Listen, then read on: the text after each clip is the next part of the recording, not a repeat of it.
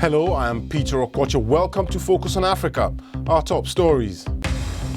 Fears that South African Airways could be on the brink of financial collapse as unions threaten to escalate strike action. Beyond the picket lines, serious questions are now being asked about how the airline can continue operating while it runs at a loss. A growing humanitarian crisis, millions at risk across Mali, Niger and Burkina Faso as extremist violence threatens to the region's stability. The votes are in for one of Ethiopia's largest ethnic group, the Sidama people. Tomorrow they'll find out if they get their own regional government. Also on the program, we talk to the Chinese ambassador to Kenya as he defends the way his country does business across the continent. China is not unique. We are just very similar with Japan, Germany, US, UK and other countries. And in sports, former South Africa striker Benny McCarthy gives new Tottenham boss Jose Mourinho his backing.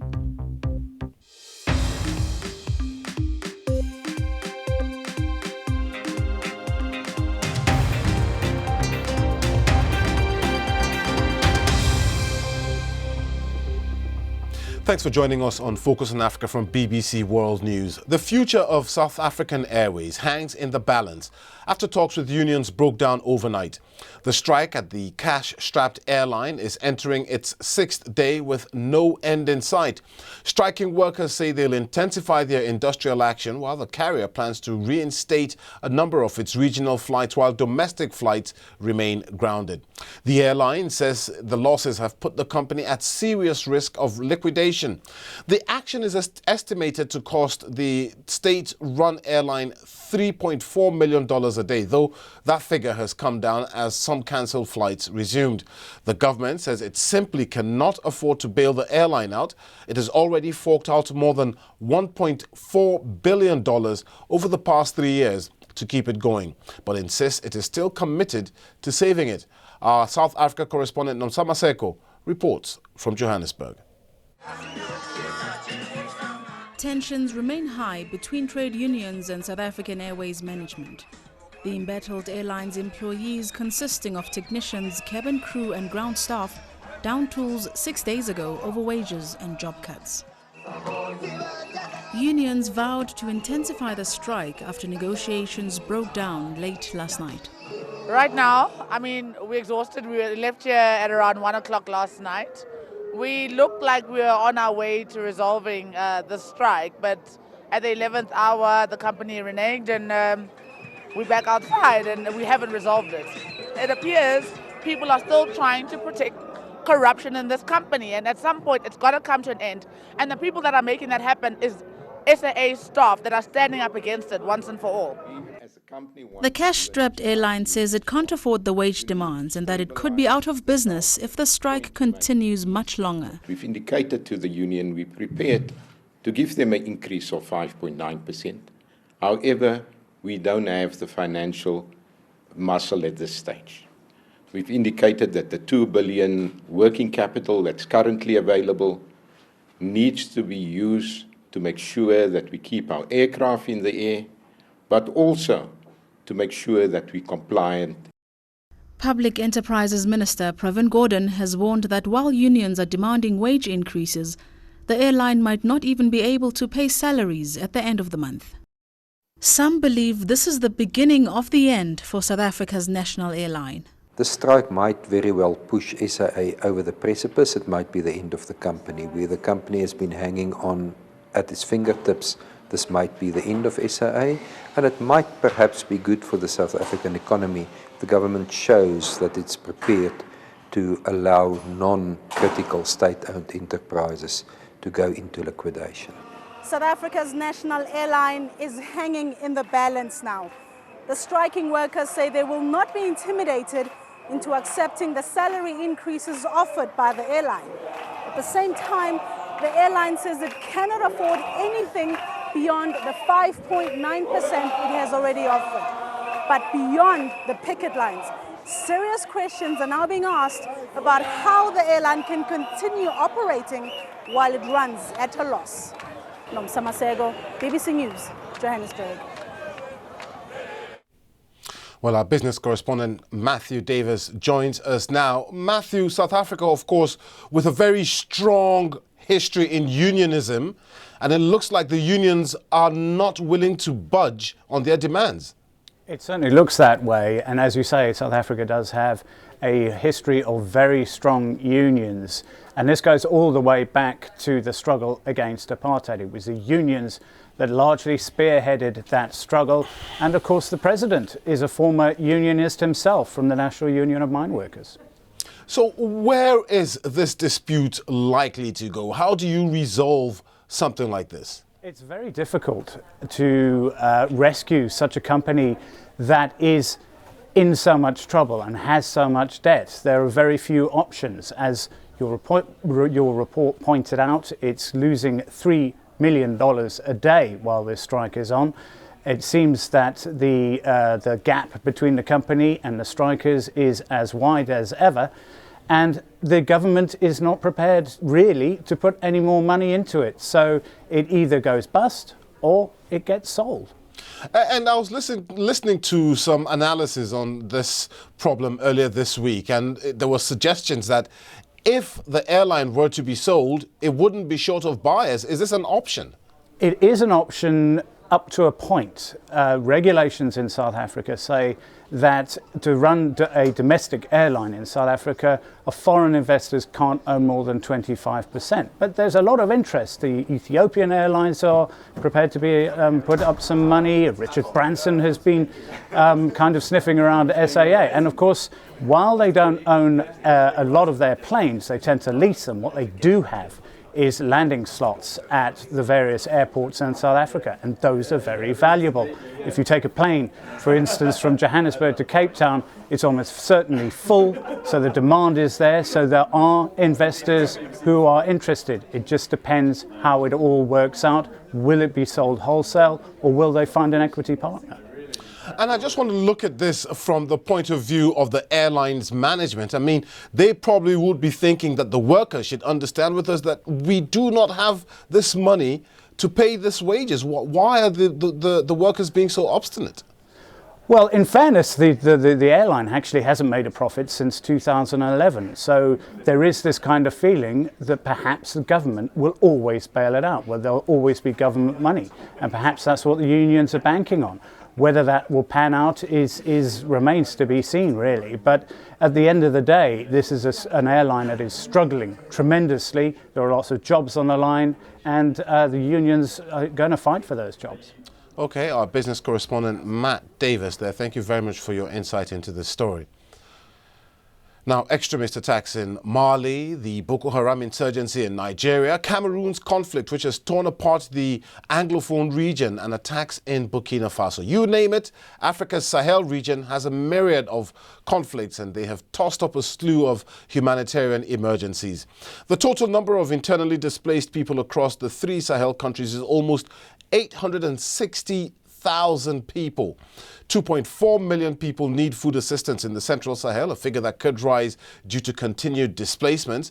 The World Food Programme says they urgently need $150 million US for operations across Mali, Niger, and Burkina Faso. Well, Marwa Awad is the spokesperson for the World Food Programme and has just returned from the region. I asked her how bad the situation is. The Sahel area, meaning Burkina Faso, Niger, and Mali, are on the cusp of disaster if nothing is done to turn the tide and address the violence as well as the humanitarian conditions that are deteriorating. I was in Burkina Faso last week and met with many people who have been displaced. There's about 500,000 now who have left their homes in the north because of violent attacks such as burning of villages and killing of people in the marketplace in a random fashion. And many of them were asking us, when can we go back? And can you please provide us with more food? And are these people getting any kind of help whatsoever? Yes, absolutely. The World Food Programme is reaching the bulk of the 500,000 who have been displaced. So the majority of people are receiving emergency food assistance. And we're also scaling up our nutritional support because we noticed that a lot of the children, because of the long journey that they take, they walk for hundreds of kilometers on foot.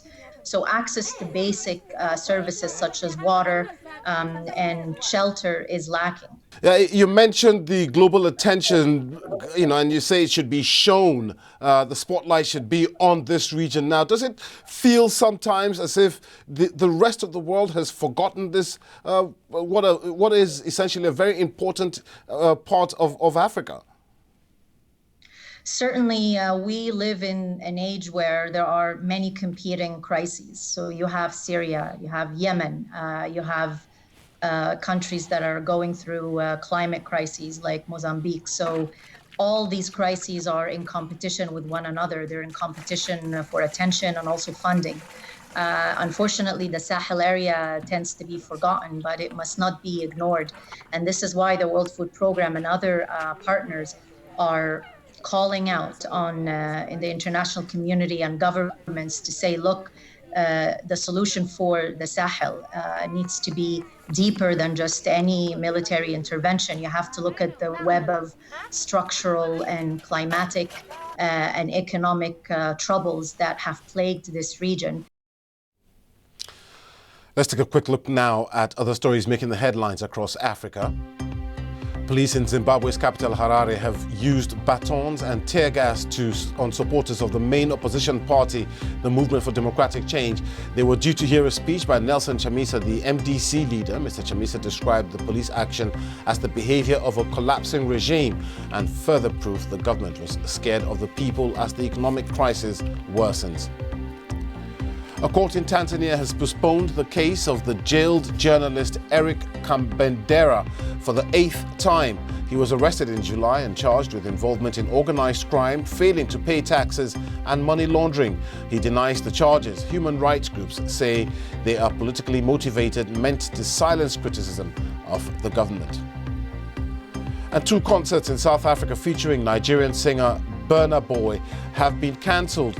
Organisers of the Africans Unite events this weekend blame what they call increasing threats of violence.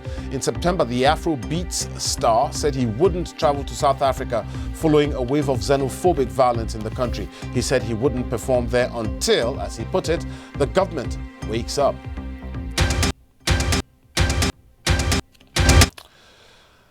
People from Ethiopia's Sidama region have been voting in a referendum to decide if they want to become the country's 10th semi-autonomous state. For decades, the Sidama people have agitated for regional independence, a right enshrined in the constitution. Here's what some voters had to say.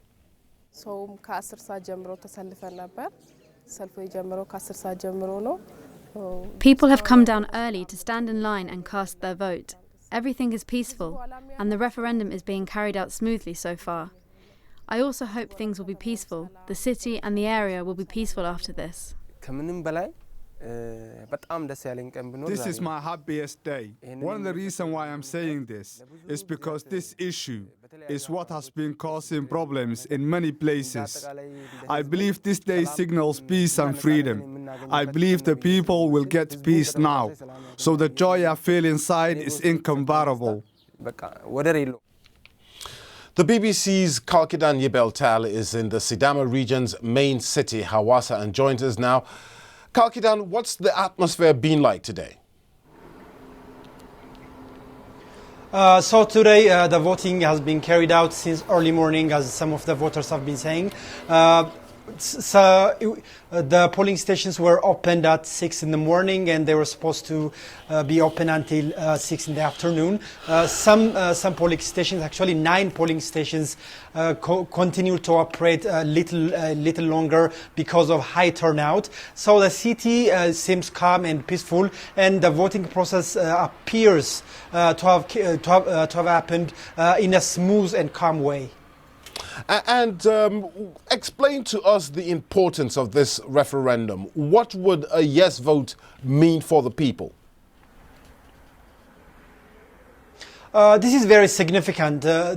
What we have to bear in mind is this is the first referendum that happens in more than 2 decades in Ethiopia since the current ethnic federation has been set up in the early 1990s, and it has bigger implications. One of the implications is going to be it might encourage other ethnic groups to demand similar statehoods. There are some groups that have shown interests. It also shows how much capable and how much free and independent the newly reformed electoral board is. It's sort of a curtain opener for the general election, which is expected to be carried out in next year, and which is highly expected in a new political climate after Prime Minister Abiy Ahmed came to power. Kalkidal Yibeltal, thank you very much. Speaking to us there from Hawassa in Ethiopia's Sidama region. This is Focus on Africa from BBC World News with me, Peter Okwache. Still to come on the program, Mimi with the sports. 2 football spots booked for Tokyo 2020 Olympics next year, with 1 more place up for grabs.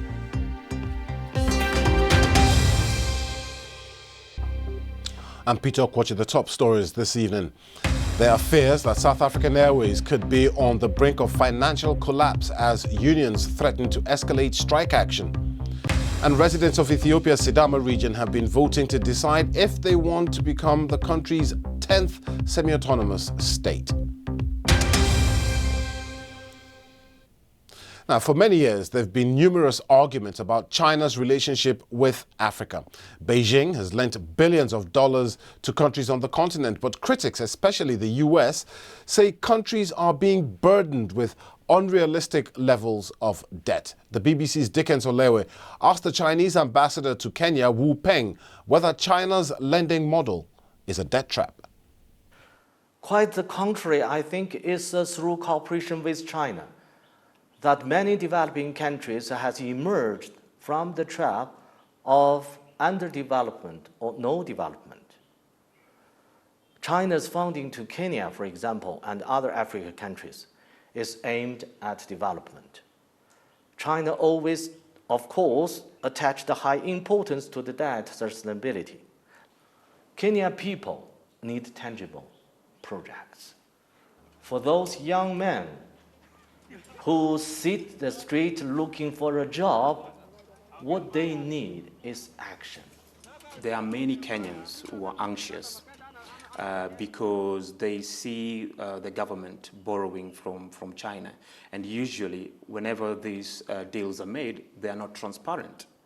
And therefore, they have this concern that there is this grand secret plan by China to take over Kenya. I clearly deny there are any possibility that China, through loan, in someday will control any asset or size that any property of Kenya. But is there a legitimate concern about transparency? Because let me put it this way. In the transparency issue, we try our best to keep transparency according to common international practice. China is not unique. We are just very similar with Japan, Germany, US, UK, and other countries. All right? There have been reported instances, several instances of conflict between Kenyans and Chinese workers especially. I'm wondering, what is China doing to help improve relationships between Kenyans and Chinese living in Kenya? I do not agree with that if there are any conflict, okay? According to my knowledge, most of Kenya welcome Chinese with open arms. I know there are some problems. I cannot deny it. I think they may be isolated cases. I always educated or tell my Chinese fellows that please, if this is in Kenya, you must respect the culture and law of Kenya. And I encourage them to communicate, exchange much more frequently with Kenyan people and respect the rule of law. That's the Chinese ambassador to Kenya, Wu Peng, speaking to Dickens Olewe. Now, the president of the Oxford Union Debating Society has resigned over a row involving a blind student who was removed from a debate. Ebenezer Azamati was grabbed by a security guard when he tried to return to a seat he had earlier reserved during the debate in October. On Saturday, he was cleared of any wrongdoing. You're watching BBC Focus on Africa. It's now time for some sports. Let's go to Mimi now, who joins us from the newsroom camera. And Mimi, was such a big decision this morning, wasn't it? Indeed, Peter, it's a decision that has divided opinion since it was announced. But Benny McCarthy has given, the former, of course, South African international, has given his backing to Jose Mourinho, who was appointed as boss of Tottenham Hotspur on Tuesday. He believes that his former manager, who has been appointed as the new boss, can turn things around there.